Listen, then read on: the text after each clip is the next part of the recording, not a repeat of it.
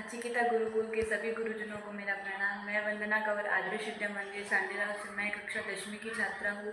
नमस्कार आदरणीय प्रधानाचार्य और शिक्षकगण और मेरे प्यारे साथियों। आज मैं आपके सामने अत्यंत महत्वपूर्ण विषय पर बोलने जा रही हूँ। संस्कृति और युवा पीढ़ी। संस्कृति किसी भी देश की आत्मा होती है। यह हमारे जीवन जीने का तरीका है।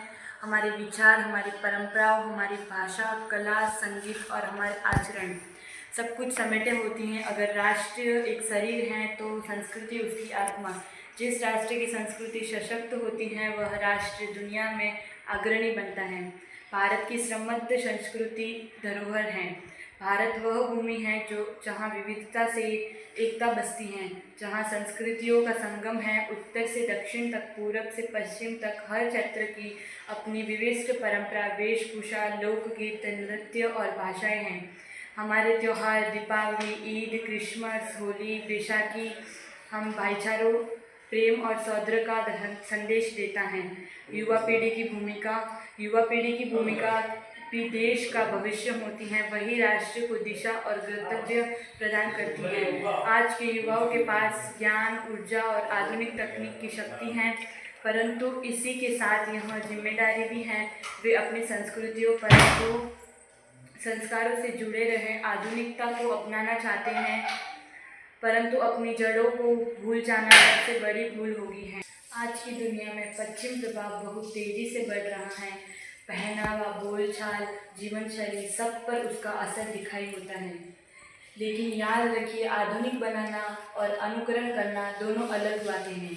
यह आधुनिक विचारों को अपनाने हुए भी भारतीय संस्कृति के मूल्य सत्य, अहिंसा, करुणा, बड़ों का सम्मान और मातृभूमि से प्रेमी को अपनाना जीवन भी जीवित है। संस्कृति का संरक्षण केवल पुस्तकों से नहीं बल्कि हमारे जीवन व्यवहार में होनी चाहिए। यदि युवा पीढ़ी इसे अपनी दिनचर्या का हिस्सा बना ले, जैसे माता पिता का आदर करना, प्रकृति की रक्षा करना, लोक कथा और भाषा का सम्मान करना, तो हमारी संस्कृति सदैव जीवन रहेगी।